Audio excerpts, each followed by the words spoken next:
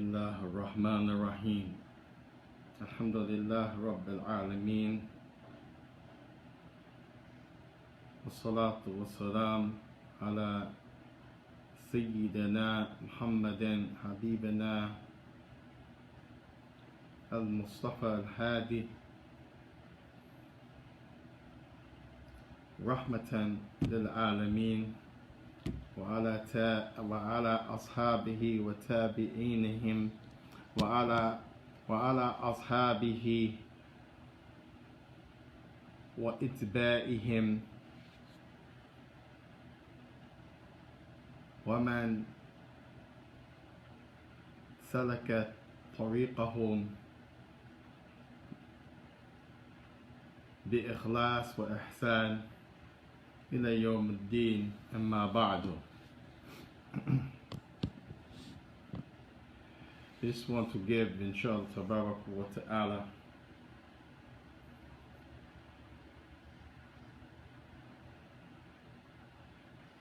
a small, bismillah, by Allah's permission,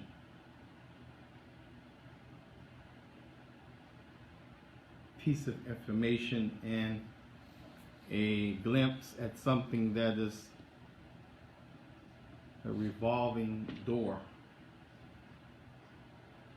when we look at the situation of the African American community. Moreover, when you look at the African American community in light of Islam, and that is the effects that slavery plays up until this very moment with regards to its evil effects on the African American community, the family structure, the dynamics of the family, the nucleus of the family, the dysfunction of the family, the stalemate of the family, the destruction of the family, the issue of how it, in a negative way, slavery still up until this day, despite the critics, contrary to what many believe and say, up until this day, how slavery affects our issue religiously as African Americans, moreover again Muslims, and the issue how it affects our mental health issue of depression and anxiety and all of these things, including the issue of self-hate and that which is envy, jealousy. Well, like this in itself is like a series of talks. You have to like first give definition and talk about some of maybe its history, what are the ingredients or the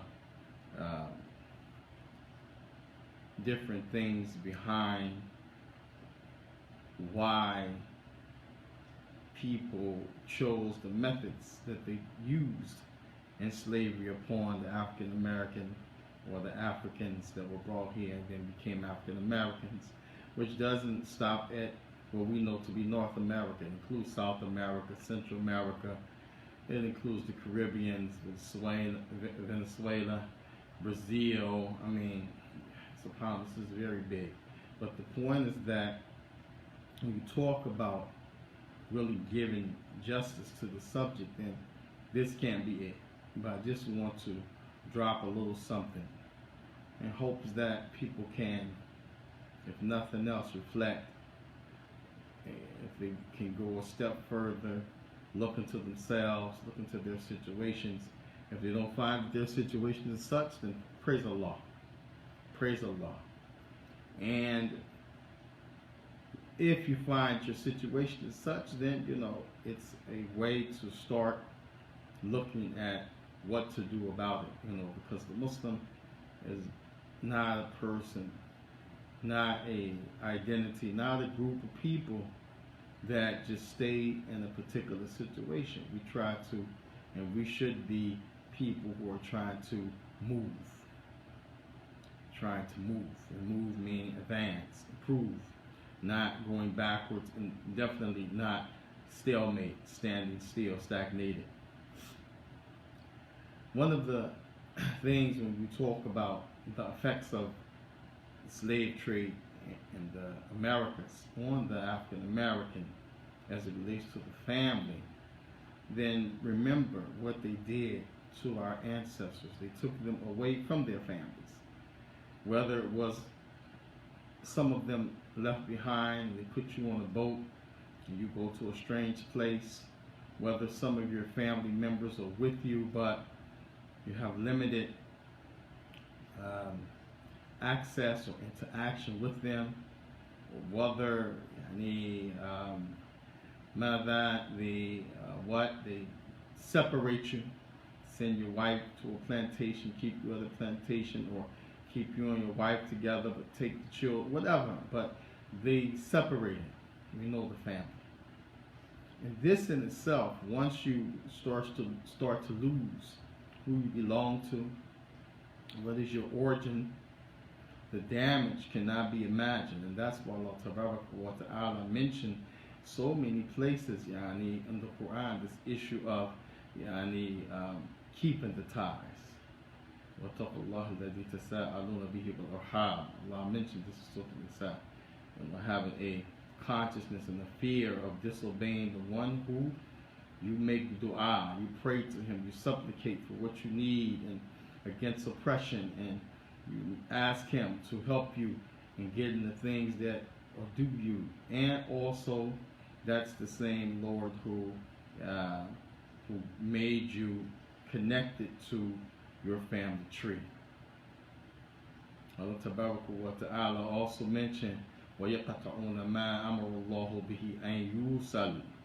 Allah Musta'an. And they broke the commandments that Allah gave them.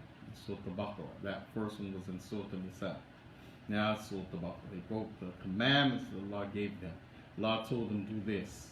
Allah told them uphold that. Allah told them, don't go near this. They broke all of that.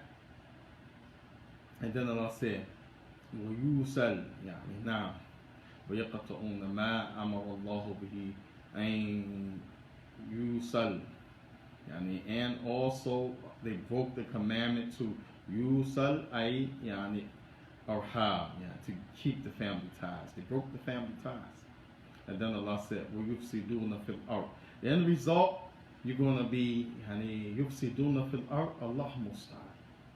This is always mentioned as it relates to transgression, messing up the society, the breaking of the family structure, people who are renegades against not only the right of Allah Ta'ala to Tawheedillahi Jalla wa Ala, but also from the Tawheed of Allah Ta'ala is Birri Walidain, as part of the worship of Allah, being the way you should be towards your parents in an honorable way. People broke that, and they break the family ties from other angles and perspectives. Allah Musta'an. Allah said, وَلَا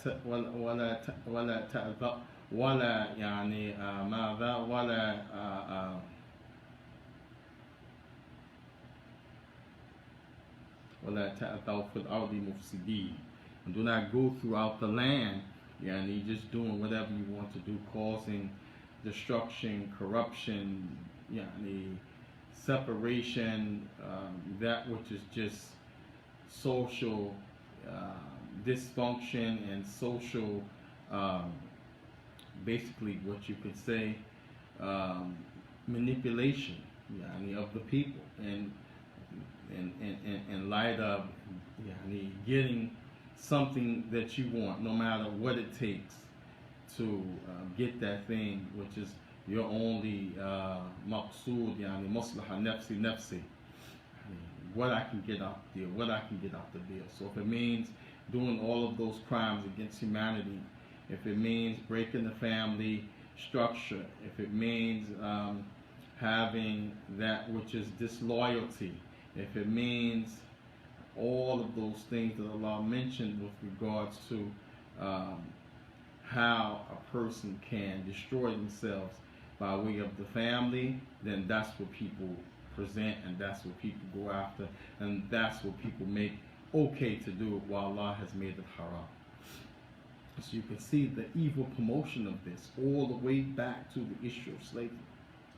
Allah musta'an. For measly, trifling gain, feminine qalilan, for prestige, for that which is power. And, for them, they're still trying to hold right now to that.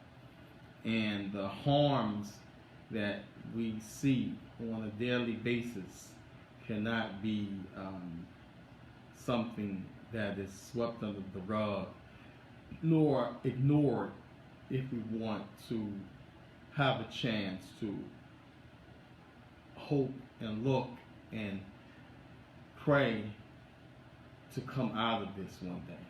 We're going to stay sleeping in this regard as if it doesn't exist, then it will always remain the same. So this issue of the family, the evil effects of it, Allah musta'an. And when we talk about that dynamic of the family, it has everything to do with why we fail as it relates to when we get married, picking a mate, or knowing what to and how to build in light of a model for a family. It has everything to do with the lack of ability to cope in situations. It has everything to do with the lack of respect that we show and we give to the situation. Moreover, the individuals in the situation. It has everything to do with the high divorce rate, Allah musta'an, and the lost generations of children and grandchildren and great-grandchildren. Has everything to do with that. The issue of how that separation of the family, going back to the slave master, separating families, going back to taking people from one land to another, stripping them away from their family tree, the family knowledge, the family food, drink, language, all the way to the issue that we deal with today. It is relevant, has its evil effects. It has become part of the DNA. Self-hatred and envy, self-hatred has everything to do with that whole issue of imperialism, colonialism, and we see it, against us from every angle. The European, you see it from the Asian, you see it, unfortunately, from the Arabs, and you see it, believe it or not, from the other Africans. Everybody thinks of us and we say in general, not that they're not exceptions to the rule, but generally speaking, we are viewed through the same lens as the rest of the world sees us as it relates to imperialism, colonialism. So this helps to build self-hate, because if we feel everybody hates us, if we feel that we have no self-worth, and if we do very little, because that's what's projected from the rest of the world towards us, even unfortunately now, as we become Muslim, our Muslim brothers still, that being the fact, then of course it's going to be something that makes us have self-hatred. And this hatred is so deep, and it's so to the core, that there's probably a large percentage, I'm very sure, a large percentage that don't even recognize this self-hatred, although we look in the mirror at that self-hatred. And when we talk about the issue of self-hatred, then there's the jealousy, because part of the jealousy is that a person feels bad inside. They feel like as we can say, crap, don't feel good about themselves. So every time someone displays or exhibits some self-worth, some type of self-esteem, some enthusiastic qualities, some type of obstacles that they can overcome, some type of goals and accomplishments that they want to go after, then it makes that person who is the self-hater, it makes that person who feels like crap hurt even more. It makes them have more hatred towards themselves and the one that looks like them, because again, we've been programmed, we have been taught that you can't be a carpenter, why don't you be a trash man? Who told you and who suggested that you should go to medical school? You could never be that. Why would you want to go and become a person of knowledge, become a scholar? A scholar, you don't have the intelligence to be a scholar. Not like this. We've been taught like that. So the self-hatred not only promotes low self-esteem within a person, but also promotes jealousy when we see others with ambition, when we see others striving, when we see others mirroring, showing a strong personality towards success. And it is something that stems from self-hatred. Therefore, they don't want you to have that. And in most cases, they don't want it. Even if they pretend they want it, after a period of time to show that they're just faking the funk, they don't want it either. And this is what many of the scholars of Islam said, this is the worst type of hasad. Not wanting someone to have something. You don't want them to have it because you wish you had it, or you think you deserve it better, or you think that you could better use that thing, but you don't want them to have it and you don't want it either. SubhanAllah. How trifling. And then the last two things, Wallahu musta'an, as it relates to the issue of religion, faith. It affects a person. It affects us. That's why Tabarak wa Ta'ala mentioned وَلَا تَحِنُوا وَلَا تَحْسَنُوا وَأَنْتُمْ أَعْلَوْنَ إِن كُنتُم مُؤْمِنُونَ. نعم إن كنتم mu'mineen. Now, don't be down and sad, and don't be non-productive because of some trials and tribulations. If you really believe, push through, push forward, keep your head up. Allah subhanahu wa ta'ala mentioned this in Surah Al-Imran. Tabarak wa ta'ala mentioned فَإِنَّا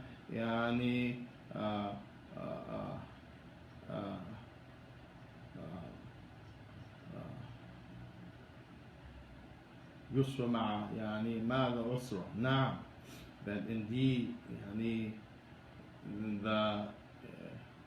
ease comes along with hardship. Some people translated this after, but some said ma'a, it comes with, or you could say it follows it. Once the hardship comes, then ease has to come behind it. This is how Allah made it.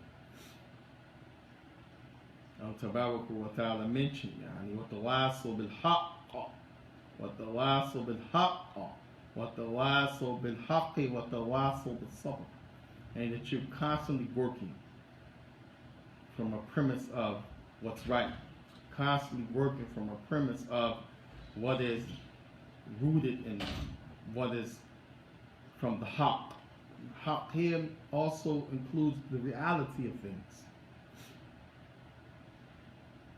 To work, to work from a premise of reality. Now, work from a premise of reality, the opposite of falsehood, the opposite of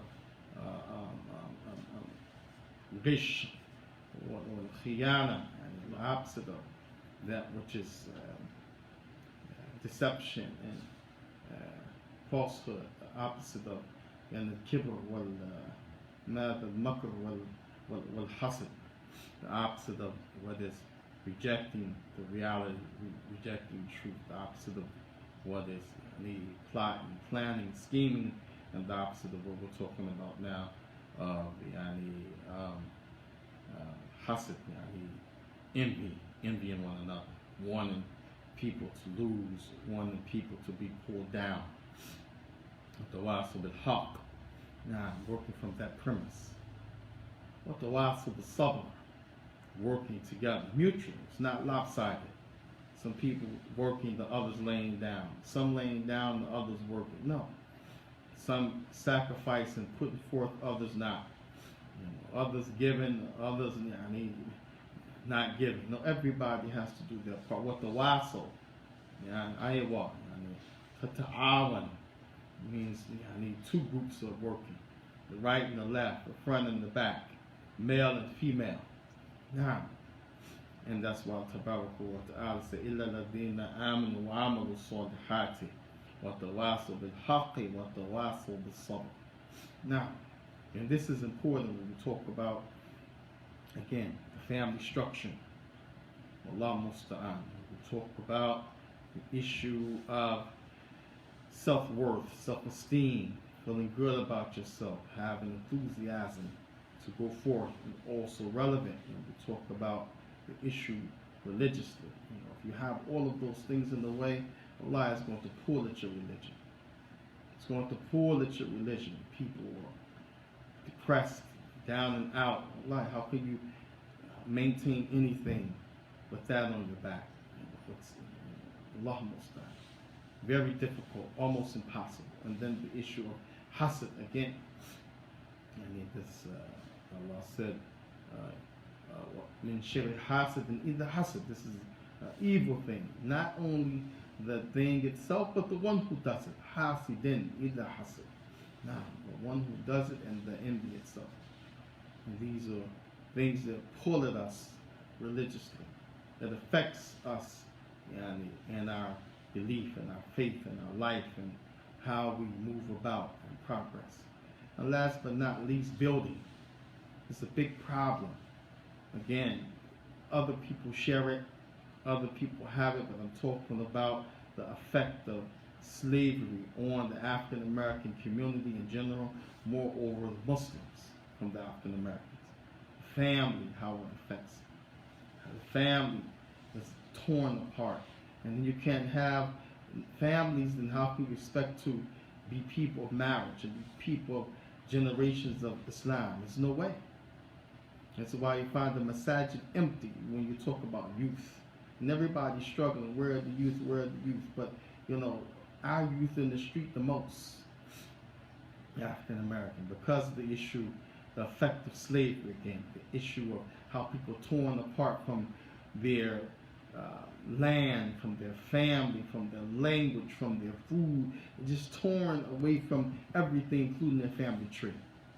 Mentally, you're going to be messed up, destroyed, beyond what someone can understand as a damage. You cannot imagine the level of damage that would provide.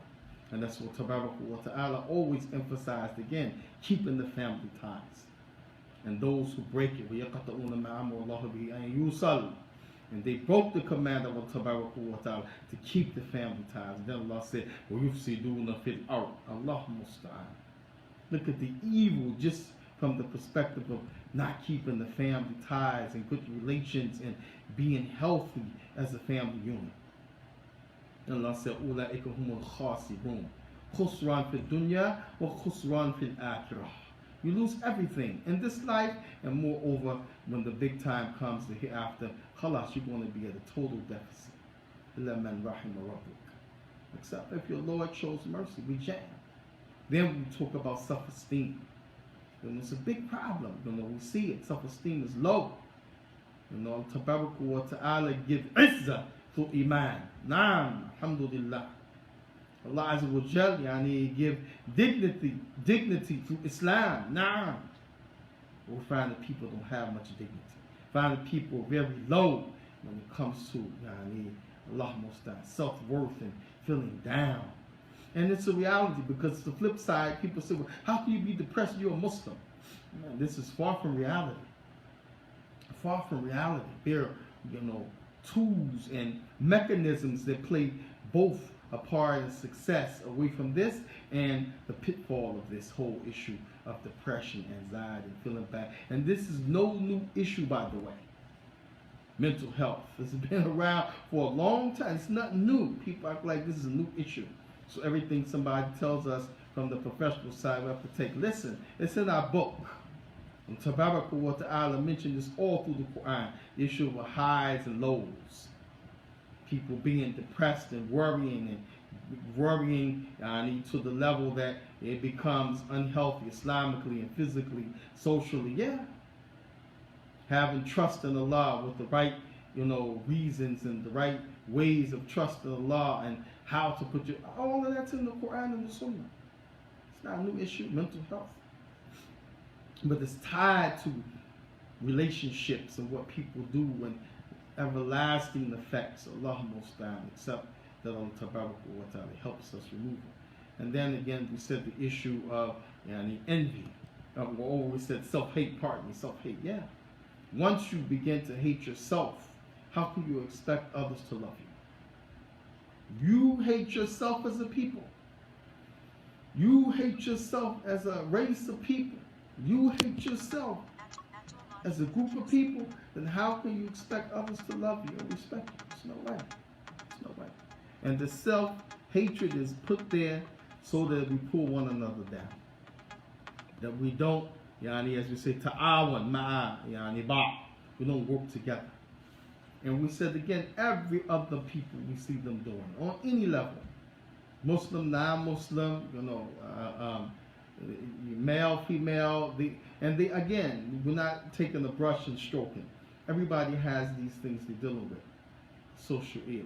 But we're talking about in general, African American, we're at the bottom of the barrel. Everybody, you see them working together. If they want, they can build business, they can live in the community, they can build a community, because you have to build a community to live in it. They can make economics, they can marry, intermarry to families, they can educate themselves, educate their children, educate one another. Allah, we're the only ones, again. And then we look at everybody else, they stole something. No. But the reality is the effects from slavery, again, runs that deep that, we're still comatose. Allah. And I often say sometimes we're so messed up as a people, Islam almost doesn't work for us. That's real talk. You look at the data, you look at the, what's before us. Yeah, you wonder. Because some people, everybody's not munafiqeen. Let's just be straight. Some people really believe from amongst us after the night. But we look, we examine, we say, wow, what's the deal? SubhanAllah. Allah musta'an. And then again, we said the envy, and lastly, building. Issue of buildings affect us, and that's why I said, are we builders or are we, destroyers? You have to build. Nothing's going to happen overnight, man. You have to build, sacrifice, and sometimes that building and sacrifice, you might not see the fruits, but people who come after you, they will. The people that are behind you, they will, inshallah ta'ala. That's how the Islam reached us. They weren't doing stuff, just for them, and when they died, that's it. They were doing it for the sake of Allah, but they were worried about the people coming behind them. Prophet was talking about his brothers. He said, my brothers, He talked about how the religion will be for them, and there will be a people, like this and like that. And the companion said, wait a minute, I thought we were your brothers. He said, you are, You're my companion. He said, but they are my brothers. Meaning they never met me, but they will worship and they will be devoted. Allah, He was worried about us. Now, Allah musta'an. So building, have to build, man. We can't be afraid. Everything is a chance. What do you have to lose in building something that's positive? And the Prophet lastly, he mentioned, إذا مات ماذا بني آدم انقطع كل أشياء إلا ثلاثة. نعم كما قال. When you die, everything is going to stop. Everything is going to stop when you die. And I've been saying lately, there's a line I made, when you die. The world don't stop when you die, but your deeds do. The world don't stop when you die, but your deeds do. And the only exception is these three the Prophet mentioned. When you have something you leave for people, you're not going to benefit from it, but somebody benefiting after you die. Look again, building. You leave something for people to benefit from when you die. That's one exception. The second one, some type of knowledge that, okay, you're not writing it, you're not compiling it, you're not reviewing it, you're not practicing it, but guess what? Somebody else again after your death, they're benefiting from that knowledge. And you can't pray. Obviously speaking, you in the grave, you're dead. Khalas. But guess what? If you have somebody that's tied to you, that you took care of, and they make dua for you, and some scholars said this is not restricted to just a righteous boy. What here means any child, male or female. And some said it's not restricted just to, your child could be anybody that you raised, or that you took care of, that you looked after. They make dua for you when you're born. Because you can't make dua for yourself. You can't say, Allah forgive me. You're dead. So what's the point? Building is very important. Sometimes we got our finger on our nose and we're looking and we say, okay, I don't see much. I'm looking at my fingers on my nose. We got to look down. Down the road, down the street. We got to look years down, to build. And inshallah, we ask Allah subhanahu wa ta'ala forgive me for any shortcomings, but this is something I want the people to reflect upon. Again, those that find themselves not in that category, praise Allah.